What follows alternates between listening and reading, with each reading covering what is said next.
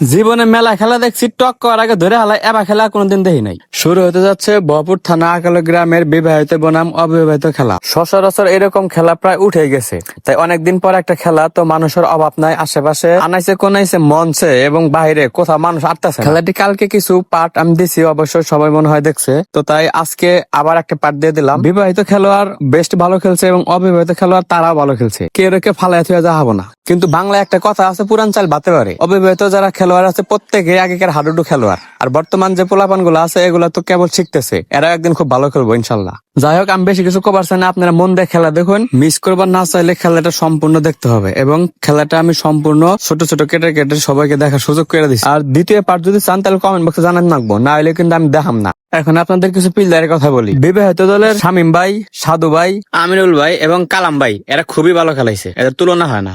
অবিবাহিতের মধ্যে ইমন, আশিক, সুমন, রেজাউল, এরাও খুব ভালো খেলাইছে, এদেরও তুলনা হয় না। কিন্তু আমার মাথা নষ্ট করে দিয়েছে শামীম ভাই, টক করার আগে ধরে হালাই এবার খেলোয়াড় আমি আর কোনোদিনই দেখি নাই। শামীম ভাই, আমিনুল ভাই, এরা এত ভালো খেলাইছে যে বারবার বললেও তাদের প্রশংসা শেষ হবে না। আর খেলার ফলাফল হচ্ছে বিবাহিত 3, অবিবাহিত 2। এবং লাস্টে আমি কিছু কথা বলি, যদি আমার এই ভিডিও পোস্ট করার পরে 5টা শেয়ার পরে, তাহলে পরবর্তী পার্ট আমি 1.5 ঘন্টা পরে দিয়ে দেবো ইনশাআল্লাহ।